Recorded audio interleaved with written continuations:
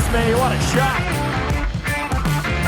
Sagosen setter det hen! Han setter den! De er i semifinale igjen! It is the end stage of the season, and we're going to talk about all of the European leagues and how they're concluding. A lot of familiar faces, familiar foes facing off at the highest level, few surprises all around, and we'll have like a little bit of a scatter across the European leagues to check in where we are, and then do a little deep dive on the biggest league, that is the Bundesliga, with Tim Dettmar joining us as well. This is Alex Kulish, as always, and I'm joined by Chris O'Reilly. How are you doing, Chris? I'm good, Alex. Going through the European leagues and the European League. The European League Final Four happening this weekend. Anyone who joined us on Patreon already would have heard the chat about the European League as we built up to the final weekend with Tim, but at a bit of an early release and included in our chat with him coming up later in the pod. But yeah, as you said, end stage finals all around, official finals and unofficial finals as well across Europe. And, you know, probably one which we're really looking forward to and maybe hoping it would go in a certain direction was the French League, where we had the unofficial final. The last time that it's going to be in an actual league format, because next season it is going into a semi-final final situation. Nantes taking on PSG. It is interesting that the Bundesliga, which we'll get into later, is going to be essentially the last European league that stays in the full league format. And this season, again, we mentioned it last time we spoke, that it ended very quickly with Magdeburg winning. So I think for France, that this was kind of the last chance to dethrone PSG before the full playoffs. But general thoughts on that? Do you think are you a playoff guy or a full league guy?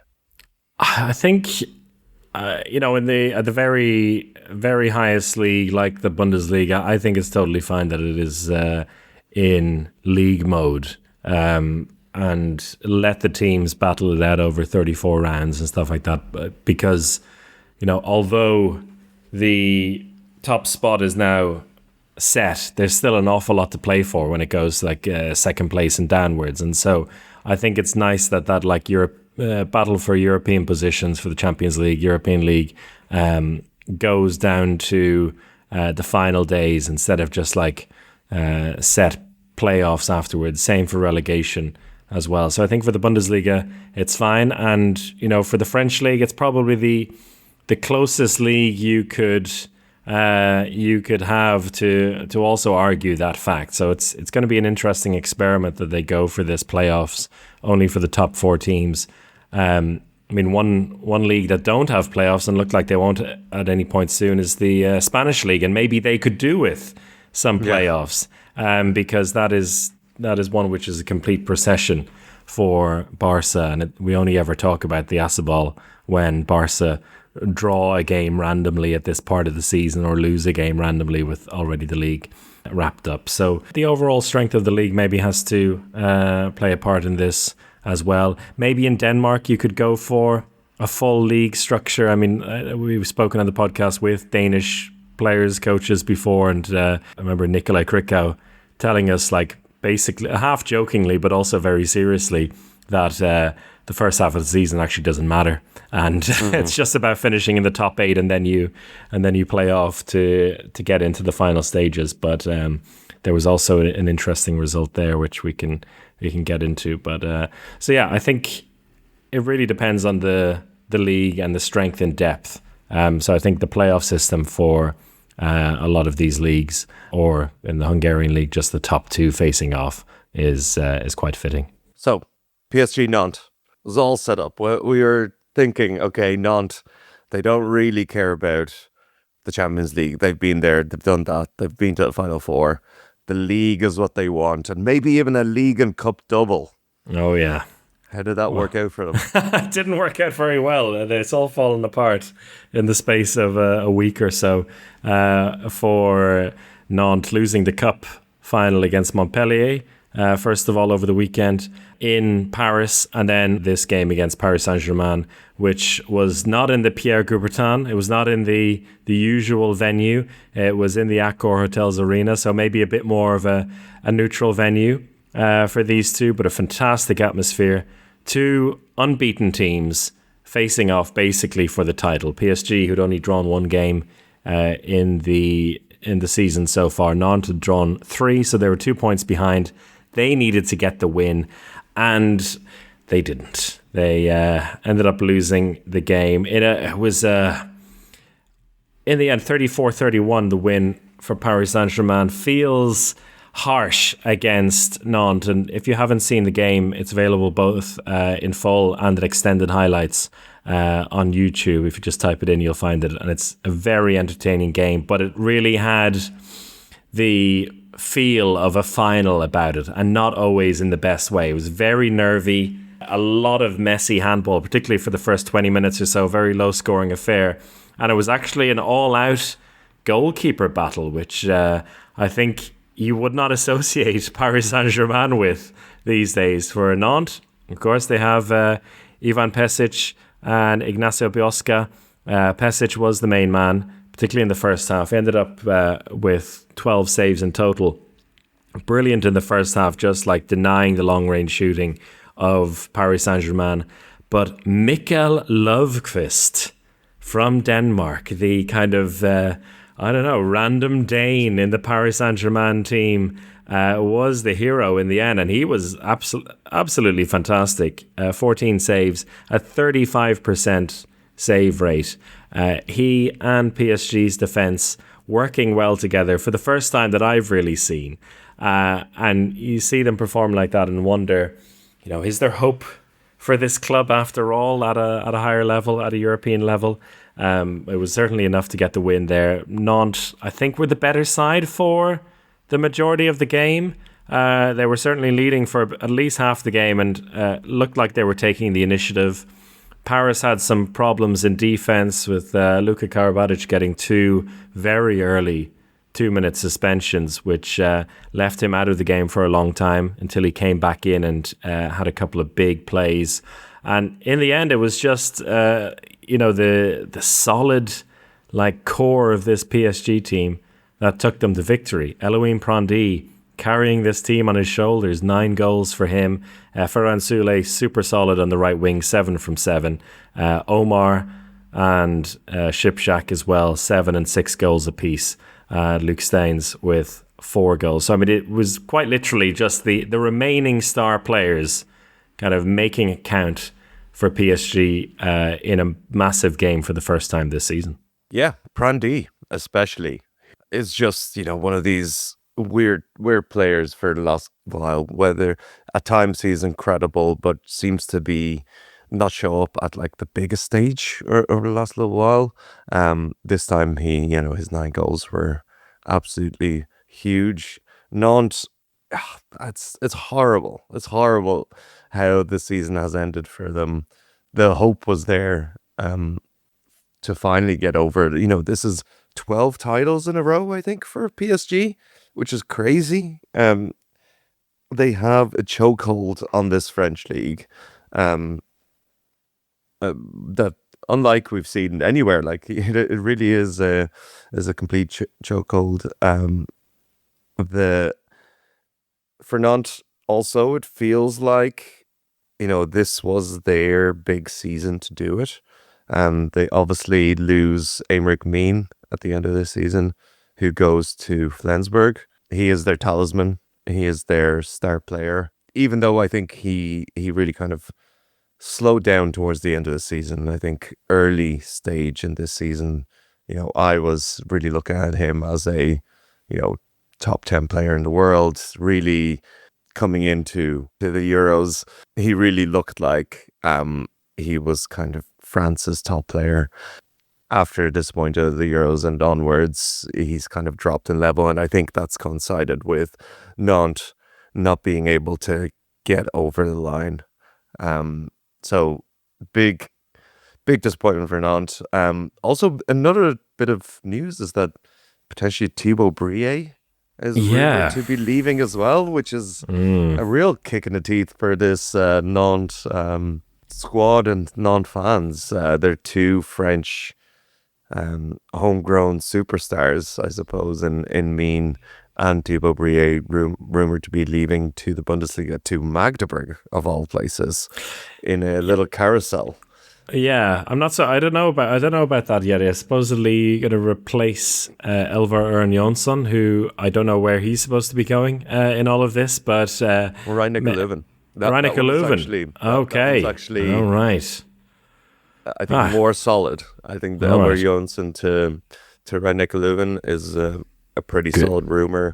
Good signing for them as a replacement for him. But replacing what? Replacing 5 minutes a game and a bit of defensive. I don't know. Also, because Seradia is joining Magdeburg coming back to Magdeburg. Yeah. So they realized what they had only when he left, which is so often the case. But yeah, a huge overhaul in Nantes this coming season. Biosca leaving, Valero Rivera is retiring, although he hasn't played all the time in the left wing, and they have a brilliant left winger in Noam Leopold. He's a real leader of this team, like proper captain. Julien Boss as well, going to Kielce. It's a big one. Theo Avalanche de Mouge going to Tremblay, and Shuichi Yoshida off to Ohrid in North Macedonia. That Japanese obsession with the Macedonian handball teams continues. So yeah, big overhaul there, and some good players coming in. But with that, you have to imagine that it's going to be a back step for this team before they can move forward again. Nantes, always a very good team for just making the most of what they have. But yeah, this was probably their best squad in comparison to the level of PSG squad in all of this time. You could see afterwards as well, they were absolutely devastated. That compared with the massive jubilation from the PSG team that they had won this thing and basically won the title with it, really showed just how close it was to ending that run. And I think Nantes will really be quite devastated by that. But Stefan Madsen coming away with a title for PSG. That title probably means an awful lot for him and the team, because I don't know if they will be bouncing back to a certain level again in Europe. That remains to be seen. Also with changes potentially coming in the coaching side as well. So we'll see what happens with Paris Saint-Germain, but they've managed to hold on to the title in the French league for at least one more year. It was a huge kind of jubilation from the PSG team. The players, I think, felt the pressure of the season this year, the disappointment, and they stepped up with, again, Stefan Madsen as a new coach, Henrik Mulgaard behind him. And they delivered the bare minimum, which is the bare minimum, yes. Winning the league. There is maybe moving on. Shall we move on to Denmark? In keeping with the Danish theme here, and there's we'll start with a crazy rumor that Stefan Madsen could be leaving PSG and going to Høje Elite, a Høje Elite team that has been relegated but seems to have kept all of its future signings, or at least most of them. Which is what I'm seeing in the last couple of weeks. No, really impressive that they've managed. Some good contracts signing there, at least on the Høje Elite side. Really interesting to see how this has developed, because there was a lot of chat, like when it seemed like they were going to be in danger of getting relegated. And players also who were set to join also, coming out maybe a little bit early, talking about this, maybe not quite understanding what the situation was, or just kind of panicking all of a sudden.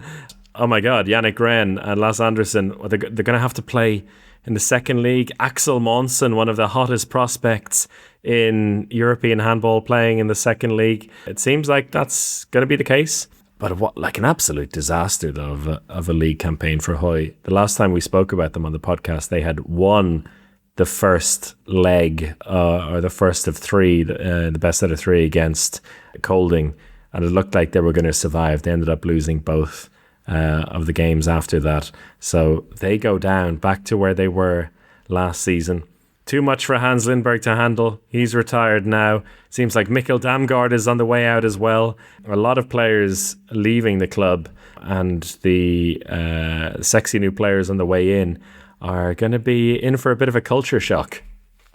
I think it was just it was crazy this season for Hoy Elite, and I think you mentioned Mikkel Damgaard. I think he was the definition of what went wrong. I think Mikkel Damgaard, we know as a player who probably thinks highly of himself, as always. He has, he goes on and shoots.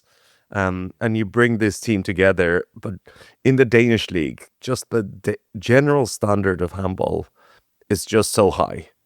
The general standard of players, the physical ability, to an extent that, Mikkel Damgaard, cool, you've just won the Champions League, but you're going to be a regular dude in this league. Yeah. Like there's a bunch of you that are younger.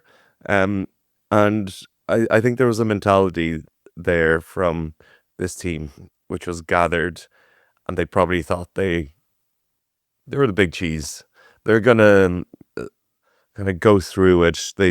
I think coaching wise, they never got fully settled, and ultimately, like when the morale drops, and it seemed to drop about halfway through the season, players linking off, like really turmoil in the dressing room. Not turmoil, but just a really, you could see that the players didn't want to be there as much as you'd want them to. And in the league like Denmark, that just makes, you can do that in the second division and still get promoted, but in the top league, you're going to get challenged, and they went down. It was a crazy story. We thought we were going to be talking about where all these players are going to land, but it looks like they're going to land in the club, and we're going to see Lasse Andersen lift the Champions League after being top scorer in the Final Four, and then go to Skia in Northern Jutland. Oh no, because Skia no, they won't, because Skia got promoted as Danish Division 1 winners, so they're going up. They won't even get to play against Skia. Going to play in some, 200 people halls in gracing the halls that you played in, Alex. That's honestly that's the main takeaway from this. Yeah. It's going to be remarkable. But they seem to have, as you said, good contracts. They will come back. They'll likely sweep the second division. For a player like Lasse Andersen, it's crazy. Like, he's at he's kind of like at a point in a career where you just can't waste a year like that. And maybe what he wants to do is actually relax for a year. Maybe that's the thought process here, that he'll be able to take a notch down, not play 60-70 games a season, maybe even skip an international tournament and then gear up again. So maybe that's the thought process, but that's the big story at the bottom. I think the big story at the top was Skanderborg Aarhus qualifying for the final and will take on Aalborg. Yeah, I mean, like in terms of the the points tally from the actual regular league, not maybe a massive surprise that they got through, because they did finish 1 point ahead of Georgi in the regular season. But I think we just expect Georgi, from what we've seen this season, also in the Champions League, the players that they had at their disposal, that they would be able to get to the final. Aalborg also in there after two wins over Morsti. I saw the second leg was a narrow enough win for Aalborg in the end, 37-35, a close game, but two very good wins for Skanderborg Aarhus. And I think a team that, they're relatively new, this like conglomeration of two clubs. We have seen them in Europe a couple of seasons ago, but they have a very nice lineup of players in there, like Emil Lerke's there, Johan Hansen as well, the Danish international on the right wing, Christian Christiansen as well, and Simon Sayer as well in goal, who has Bundesliga experience. He was a Ballingen goalkeeper. So a very solid club, and it will be interesting to see if they're able to test Aalborg in the final round. Aalborg, of course, having to balance this with playing in the Champions League Final Four, and they'll be hoping that they can wrap it up in 2 games. This is a best out of 3 situation. The first game coming up on Sunday, and then the second game coming up in midweek. So Aalborg, I think, will love to get it one and done in 2 matches and be able to focus in the Final Four after that. So yeah, they're the two biggest stories in the European leagues that aren't Germany. A few other stories also we'll be keeping an eye on over the next week or so, such as the Polish League Final, the Hungarian League Final. The first leg of is happening today, and the Serbian League Final, which requires a bit of time to unpack what is happening there. But we'll focus on that on another pod, and we'll dive in to the Bundesliga and European League now. And to do that, we brought in Tim Dettmar from Dritte Halbzeit. Joining us to chat a little Bundesliga and the European League final weekend is Tim Dettmar from the Dritte Halbzeit podcast. Tim, you're very welcome back on. Just telling me off air about your season-ending trip to Netherlands. So fresh, maybe not so fresh coming out of that. You just came back yesterday, but hopefully you still have some handball in the brain. Yeah, thanks for having me. It was an intense weekend, not only on court in the Bundesliga, but also off court on the beach in the Netherlands for us. Yeah, we stayed in the league, so it was really, there was a reason to celebrate. And I think we did that quite well. And Good so, man. yeah, but I think I had a clever tactic. So at the end, I was a bit slowing down. And so I kind of feel very fresh, very normal. Okay. So I'm ready for you. Oh, you're so mature. Good man, Tim. So over or even before the weekend started, we had Magdeburg crowned as the champions. A question of when rather than if for Magdeburg this season, given their points tally, how they've navigated this second half of the season.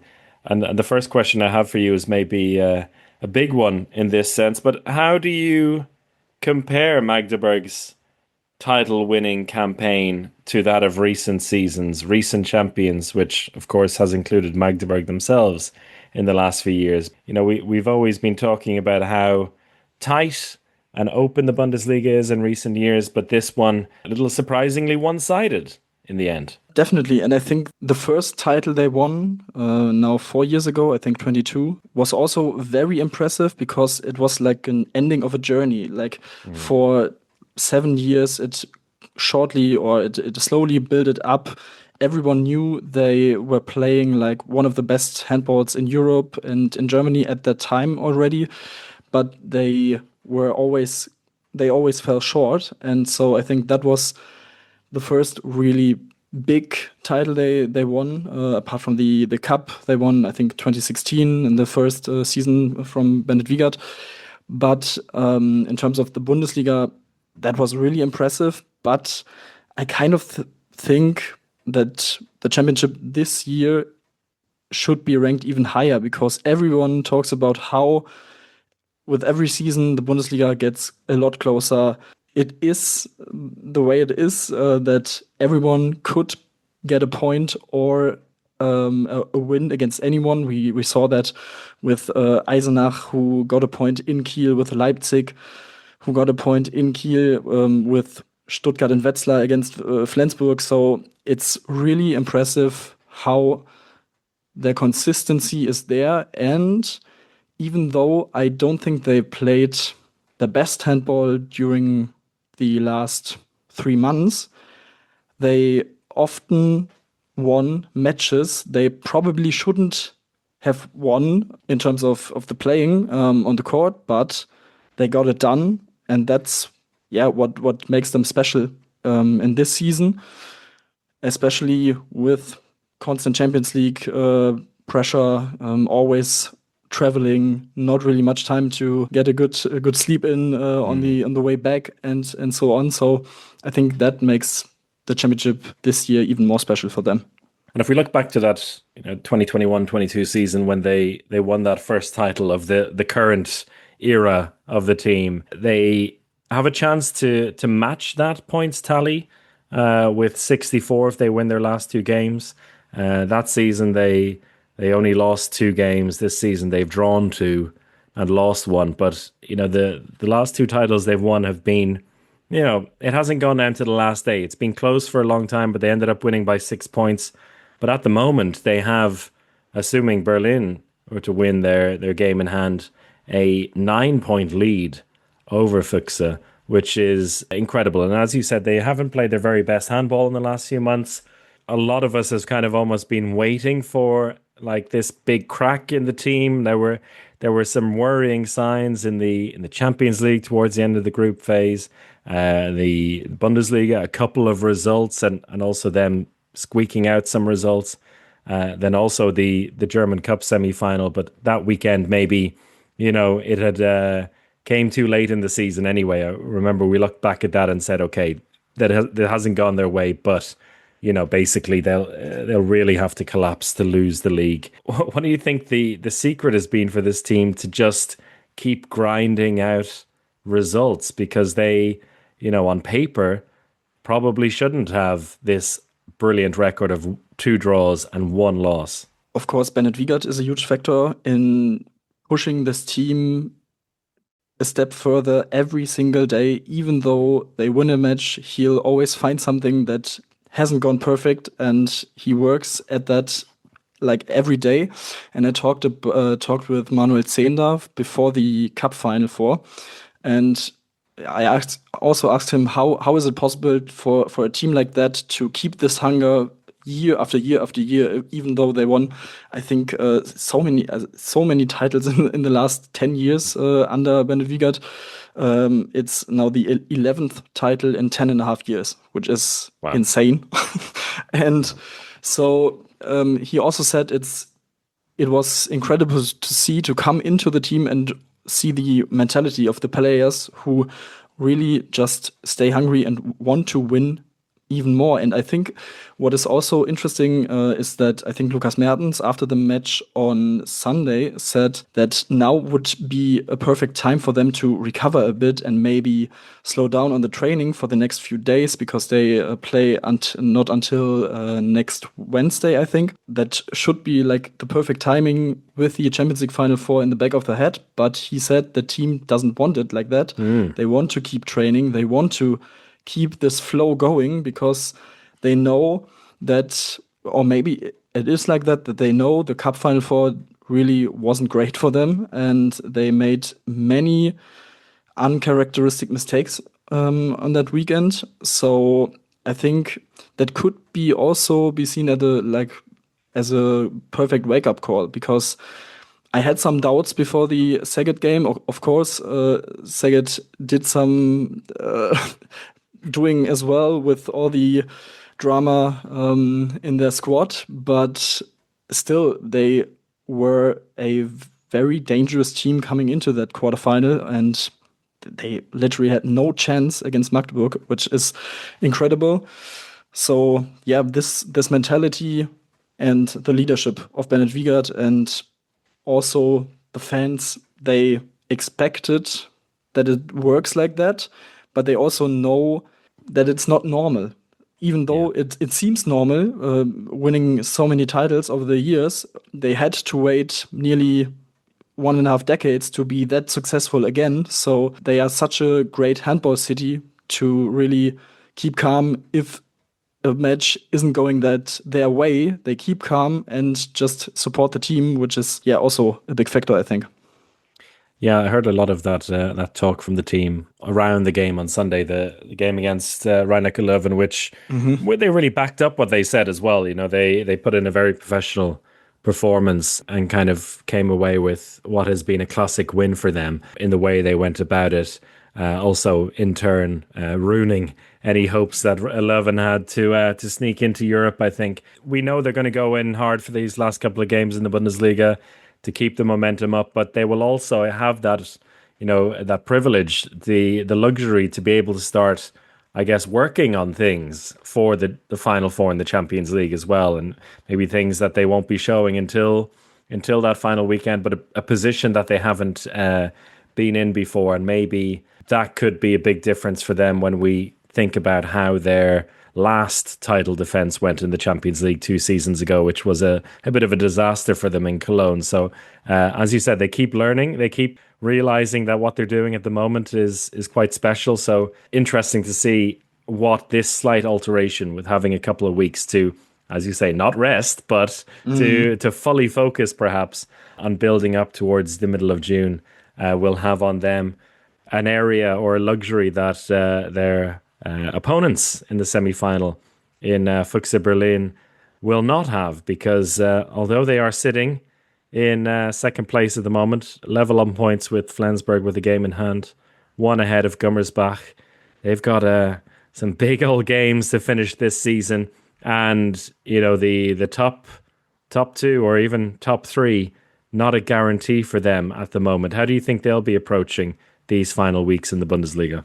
They have to keep on going, and it's really interesting looking back at the last weekend that they kind of lost a point against Hannover, but also kind of won a point, how the match unfolded, and how Flensburg, of course, played afterwards as well. So they are in a really good position. They play Eisenach on Friday and afterwards Melsung before playing Flensburg in a maybe deciding match. Of course, in this league, everything is possible.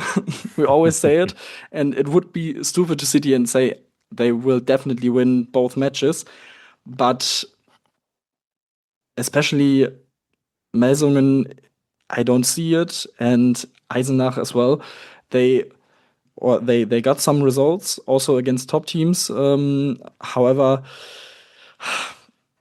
like they are done with the season basically. And I think a Berlin side who has to play for everything, also like keeping their rhythm, knowing after the Hanover game they have to tweak some things in the next few days. I can't really see how they would lose another point or two. And against Hannover, the only thing that was missing from winning that match was the poor offensive performance in the first half.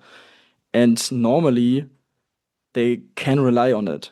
They know that they can, and even like Matthias Gitzel still had a really good game. Also, Lasse Andersson had some really nice and easy shots that went in. I think Füchse should be able to maybe even go into that final match day knowing we should be through. Of course, they have one more match to play than Flensburg. It would give them a big amount of, I guess, confidence heading into the Champions League weekend as well, knowing that Champions League might be guaranteed for them if they finish in that second place. But you put them as favourites then. You don't see, some kind of big slip up on the final day, a draw between them and Flensburg, and then all of a sudden we see Gummersbach floating through into second place. It would require Berlin to mess up, of course, in one of the other two games. Yeah, I also, in the preparation, I didn't really realize that Gummersbach were so close again. Like, it's only 1 point. They have the same amount of matches played as Flensburg. They play at Magdeburg and against Leuven. I mean, yeah, of course, as I said, Magdeburg will still be playing at 100%, especially at home. That will be a really, really tough match to play and to win. And yeah, they basically have to win both matches. And I don't know, in that scenario, maybe hope for a draw. And but still, Berlin has such a great goal difference. Even that should be enough for them if it comes to that. So it's looking really, really good for Füchse. But of course, they firstly have to win these next 2 matches. Let's talk about Gummersbach just a little bit. As you said, surprised that they're back in touch again, just 1 point behind Flensburg. They had a little blip towards the end of last month, losing away to Berlin by 2. Of course, that can happen. Totally fine. And then a week later, drawing at home to Göppingen, which is maybe less acceptable. But besides that, those 2 games in a week, they have had a perfect second half of the season. I mean, winning every other game besides that. Well, if they're not your positive surprise of the season or a big improvement team of the season, then why not? The thing is, I kind of expected it like that. Maybe not that they would be in for a Champions League spot until maybe the last match day, but like when looking at Kiel, we had some doubts about Melsung and Hannover if they could like repeat their doings from last season. And looking at the Gummersbach squad, it should be like a goal for them to get into the top 4. Of course, they also profit a bit from Kiel's poor performances over the last few months, but nevertheless, they just showed, even though Julian Köster was out for many weeks now, that they still went out and like the way they play, they dominate opponents. Of course, the last match against Minden, they are supposed to dominate them, but the way they did it was really impressive once more. And they also dominated against Kiel, in Kiel, against Flensburg at home, directly after the European Championship. So yeah, that's really impressive. And maybe that is the surprising part, that they could be that consistent in dominating other teams. Yeah, it's hard to really see them as that big surprise team. I think there are some other teams in the mix for that. I think what Göppingen are doing is also really incredible. Over the last few months, I think they have collected 17 points from their last 10 matches, which kind of goes a bit under the radar because they only ranked 9th, but still, I remember that I talked about it on the podcast in October, that their results were solid and it was okay, but the way they played wasn't really matching with the points. So I had some doubts if they could really get over that hump. But I have to say, I think the key factor for the performance of Göppingen is now that they did the exchange of Pregler and Hallbeck with Gummersbach like half a year earlier. That meant that Elias Nevel would have even more responsibilities in attack, and he's completely thriving at that. He's an incredible talent, very young German playmaker. And I think that is one big factor. He's 21 years old, is the 3rd best scorer in the team, best assist giver in the team. Apart from that, the goalkeeping has been incredible this season, especially compared to last seasons. Last year it was ranked last, and this season they are 8th, and more or less 3 percentage points up. So that's also a surprising development, and really good to see, because they really also rely on young German players or even players from the region, and of course got a big tradition. That's also nice to see that such a huge club is getting back to where they see themselves and where they want to be.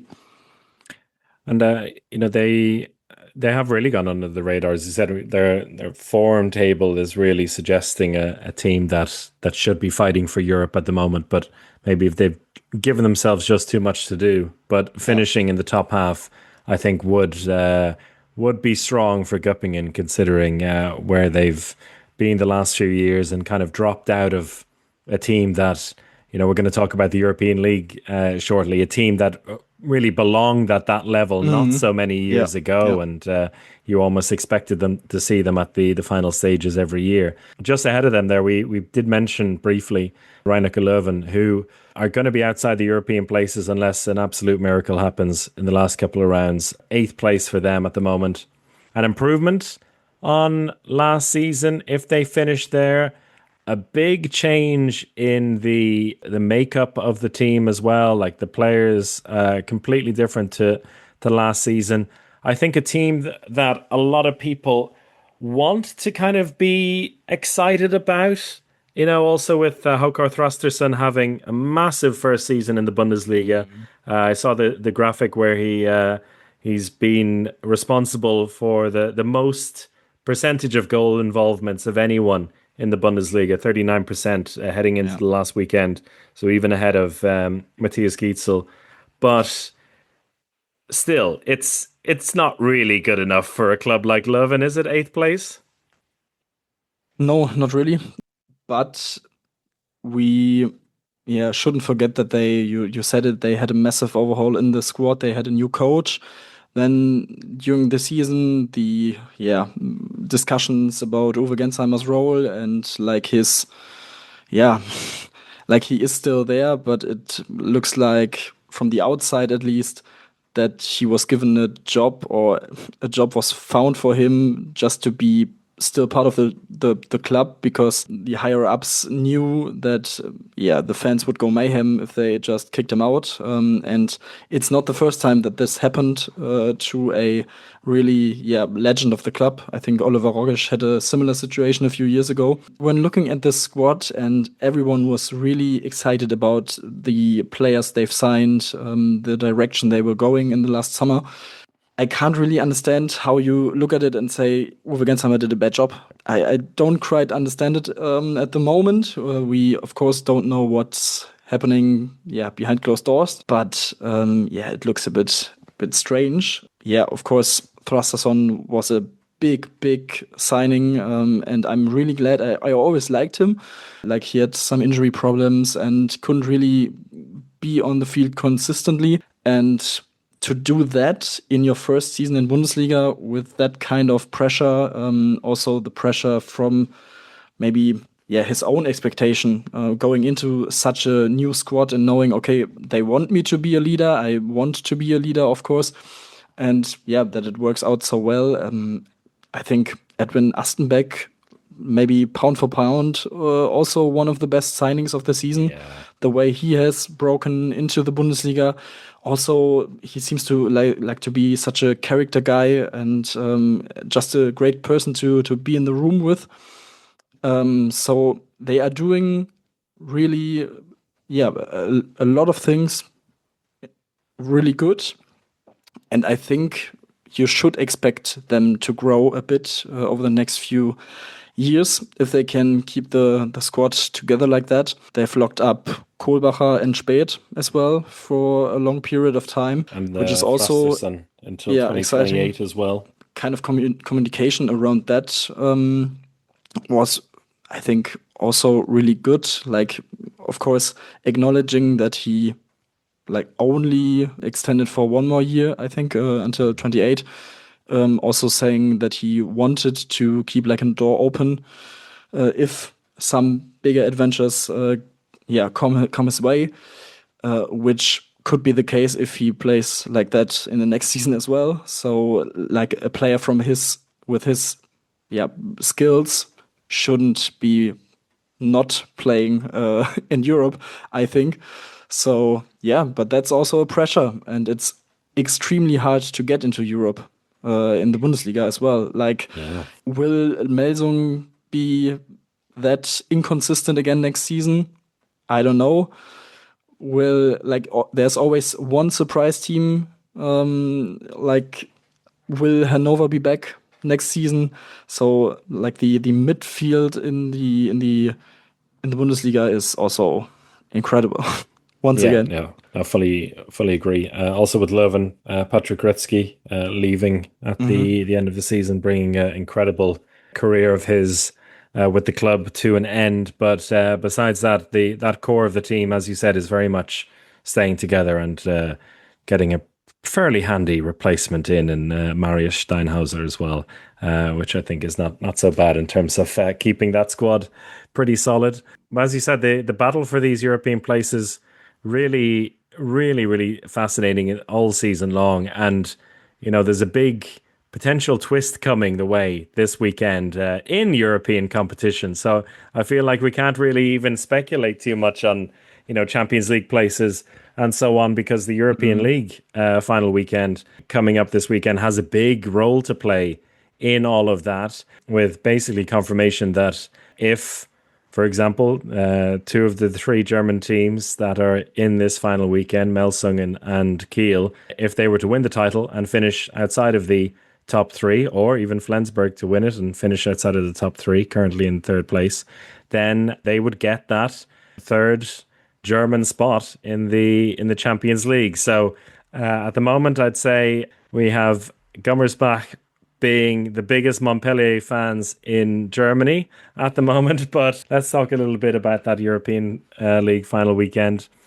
3 German teams in there, the same lineup as last year, alongside Montpellier. What is the view in Germany about this kind of event? It's almost like a German Cup final light, and it's back to Hamburg, where it used to be as well. Yeah, I think, like from my perspective, if you're not a fan of a German team that is playing in the European League, I think you start really paying attention to it, maybe in the playoff phase. Many people maybe in the quarterfinals. And I mean, the quarterfinals were interesting, really good. I mean, you had many goals between Flensburg and Hannover, which was insane, and also kind of a problem in Flensburg's season, because like the goals against in the Bundesliga look like they would be battling against relegation, but here they are fighting for a Champions League spot. But of course, they play such a tempo, which also drives up the goals against, but still, it's such an interesting stat line. Looking also like they still have one of the best goalkeeping duos in the league in terms of save rate and saves in total, but still have so many matches where they concede like 35 goals. Normally it shouldn't be working like that.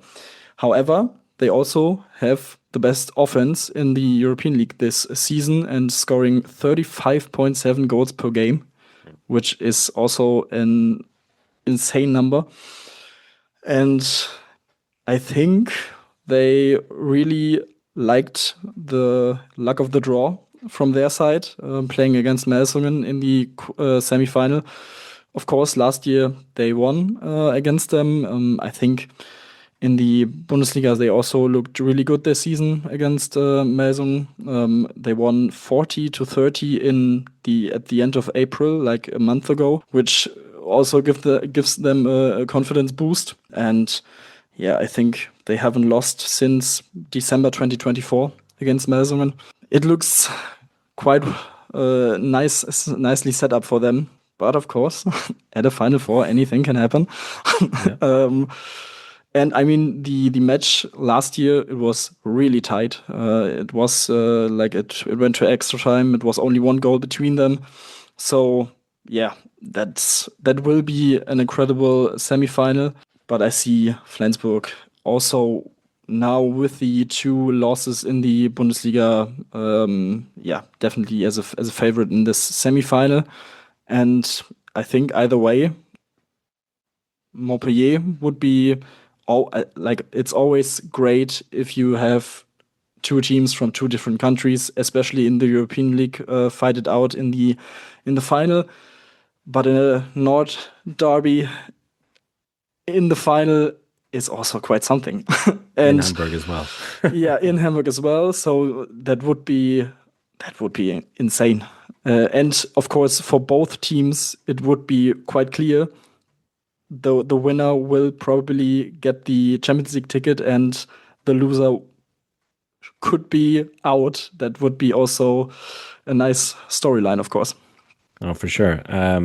Heading into looking at that semi-final between Montpellier and Kiel, incredible history between the two clubs as well. Last season, Montpellier coming out on top. Montpellier showing themselves to be a very good cup team as well this season. Just claimed the French cup title, beating Nantes in the final over the weekend. Kiel, I find it impossible to gauge where they are. I mean, this is a constant discussion. Whenever it seems like we know what's happening to them, they go in a completely different direction.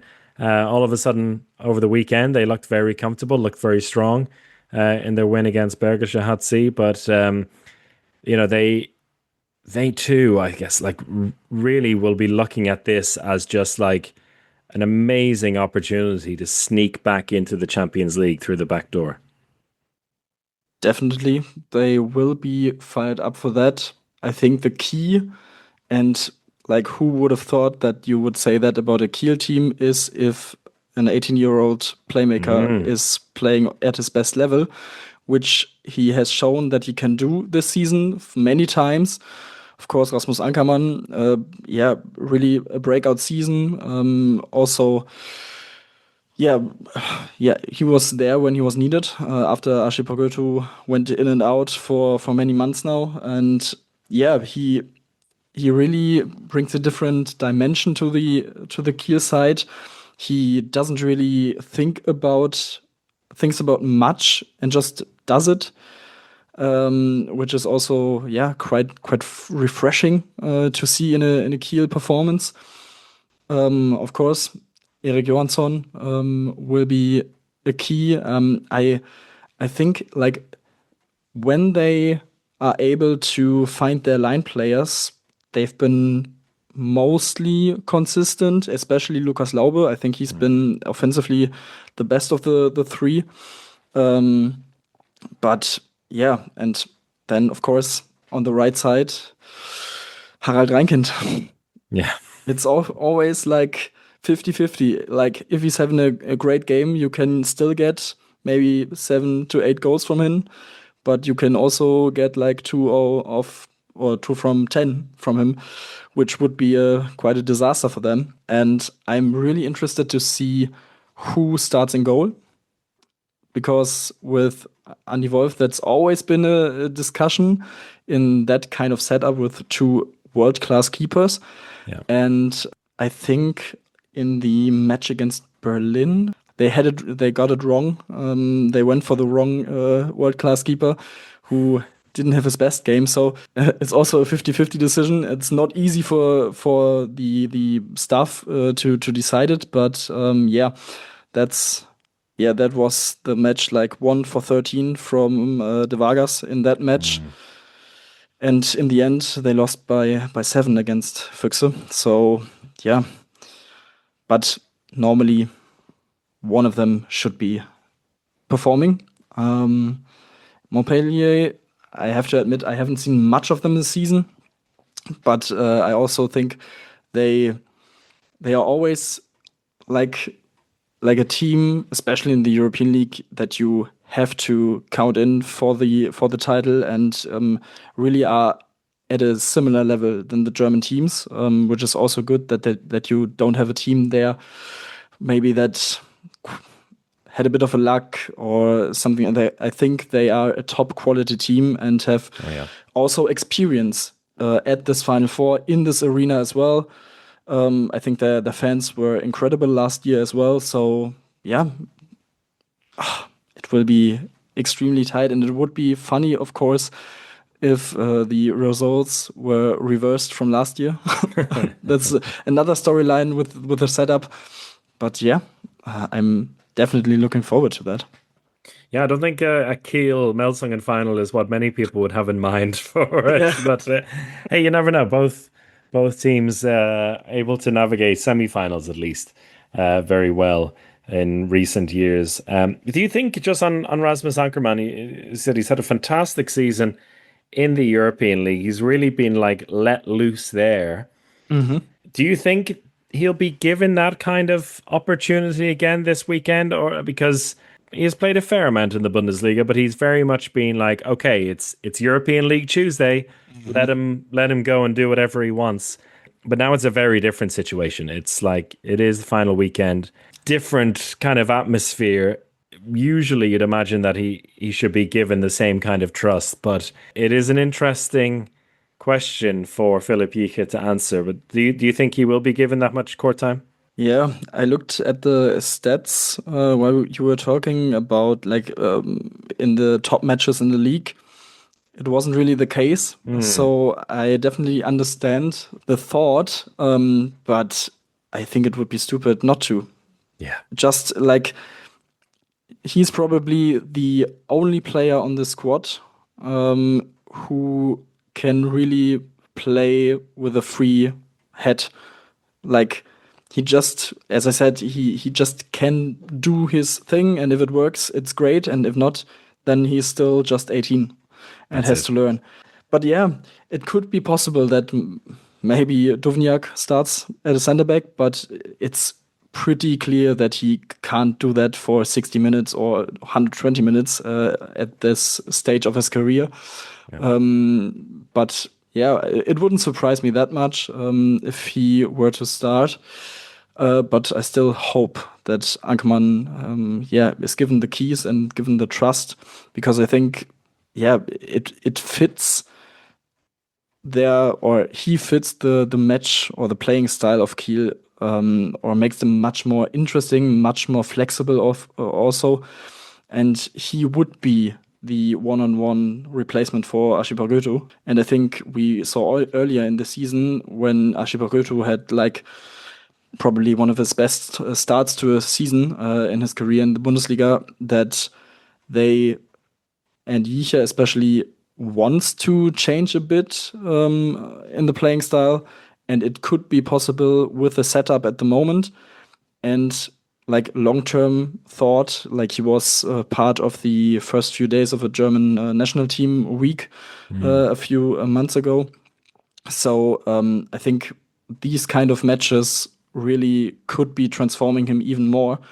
So yeah, I hope so, but yeah, it's still Kiel and Jicha. So it's not normal for Kiel in general to get an 18-year-old in that squad with that much playing time. Yeah. Finally, then, just before we let you go, who is your pick to win this weekend? Then you said some things you'd like to see happen. What do you think is going to happen? Who's going to win the title? So I saw a funny fact a few hours ago that Flensburg has lost for the third year in a row the last match before the European League Final Four, and the last 2 years they won the title. And I think from the three German teams, they are definitely the best one at the moment, even though they had the 2 losses. But it's also a discussion in Germany about Flensburg, because everyone has been really critical of them throughout the season, even though they were always in the top 2 or 3, and they were consistent after the first few matches didn't go their way. And it's so hard to grab the season and to really get them, but I think they do it again. 3 in a row. And that would be interesting. And I saw that Pajovic also is is a candidate for Ljubljana.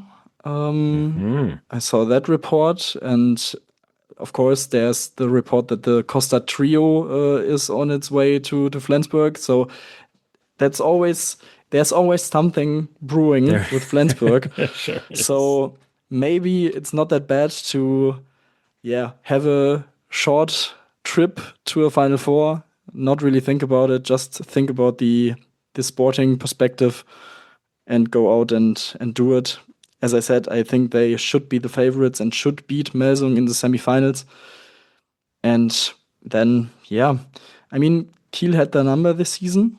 That's a worry, but still, in such a do-or-die match with the Champions League on the line, it will be close, of course. You fancy Flensburg. That's fair enough. They've been brilliant the last couple of seasons. It's been their domain. And one way or another, I think they deserve to be in the Champions League next season. So let's see if they can earn that already this weekend. Tim Dettmar, thank you so much for your time. Pleasure as always. And I'll maybe see you in Cologne in person, right? Yeah. Yes. I think so. Lovely, good stuff. All right. Thanks a lot, mate. Take care. Thanks for having me. Thank you, Tim. Great insight on the Bundesliga title win, the European race as well. And our conclusion at the end of that was, well, there's no real point in speculating about the Champions League places and such, because it'll all be decided this weekend in the European League final weekend. Same lineup as last year, Alex. Flensburg is the not so hot tip from Tim to win it. Will they make it 3 in a row, do you reckon? It feels like it. It really feels like it. In terms of just the squad that they have, the players that they they've been a good team this season as well. They've really stepped up to really challenging Magdeburg and Füchse Berlin this year. Last year was a 2-horse race. This year, Flensburg are well within there. I think you look at the other teams in this Final Four again. It's crazy that this is a European League Final Four. Could easily be a Champions League one from a couple of years ago. Maybe replace Melsungen in there.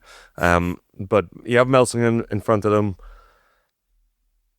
I don't think Melsungen have enough firepower against Flensburg, and then Kiel just continue to disappoint. They're not going to do it for 2 games. They're just not going to. They don't have 2 great games in them.